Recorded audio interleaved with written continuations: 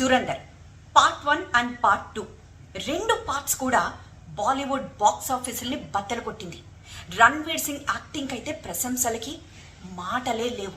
And also Bollywood దాహాన్ని తీర్చింది దురందర్ ఇచ్చిన సక్సెస్ తో ఫుల్ జోష్ లో ఉన్న రణ్వీర్ సింగ్ కి ఒక్కసారిగా పెద్ద జలక్.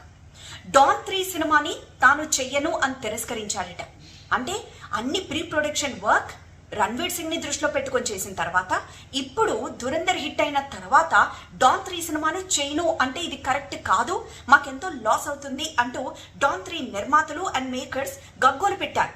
దురందర్ లో రణ్వీర్ సింగ్ ని చూసిన తర్వాత డాన్ 3 లాంటి క్యారెక్టర్ చేయడం కరెక్ట్ కాదేమో అనిపించి తాను తప్పుకున్నాను అంటూ రణ్వీర్ సింగే చెప్పినట్లు కొన్ని వార్తలు వచ్చాయి.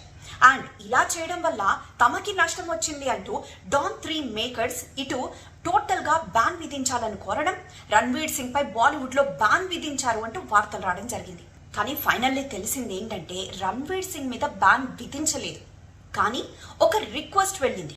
డాన్ 3 మేకర్స్ ఒక అపీల్ చేశారు. ఏంటంటే ఈ ఇష్యూ సార్ట్అవుట్ అయ్యేంత వరకు రణ్వీర్ సింగ్ మరో సినిమా చేయకుండా అడ్డుకోవాలి అంటూ ఒక రిక్వెస్ట్ పెట్టుకున్నారు.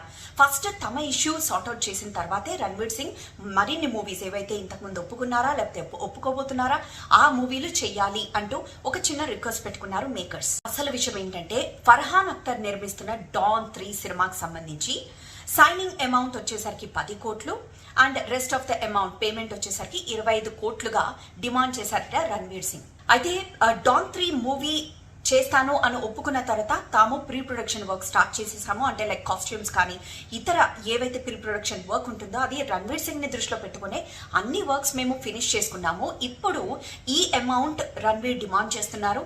ఈ అమౌంట్ గురించి ముందు మాట్లాడుకోలేదు అండ్ ఇప్పుడు ఆ అమౌంట్ మేము ఇవ్వలేము అని చెప్పడంతో డాన్ 3 మూవీ నుండి తాను వైదొలుగుతున్నట్లు రణ్వీర్ ప్రకటించడంతో తమకొచ్చిన లాసెస్ సంగతి ఏంటి అంటూ ప్రశ్నిస్తూ రణ్వీర్ సింగ్ ఈ ఇష్యూ సార్ట్అవుట్ అయ్యేంత వరకు మరొక మూవీ చేయకుండా అతన్ని ఆపాలి అన్నది వారి డిమాండ్.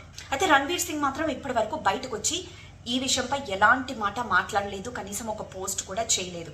ఆయన ఒక డిగ్నిటీ మెయింటైన్ చేస్తూ గొడవలకి వెళ్ళదలుచుకోలేదు. తన డిమాండ్ ఏంటో క్లియర్గా చెప్పాను, వాళ్ళు ఇవ్వనప్పుడు ఇట్స్ ఓకే, అక్కడితో ఫుల్ స్టాప్ పడాలి, కానీ ఇంత ఇష్యూ చేయడం కరెక్ట్ కాదు అన్నది తన భావన అంటున్నారు అతని సన్నిహిత వర్గీయులు. సో చూడాలి ఇంక ఈ ఇష్యూ ఎన్ని టర్న్స్ తీసుకుంటుందో.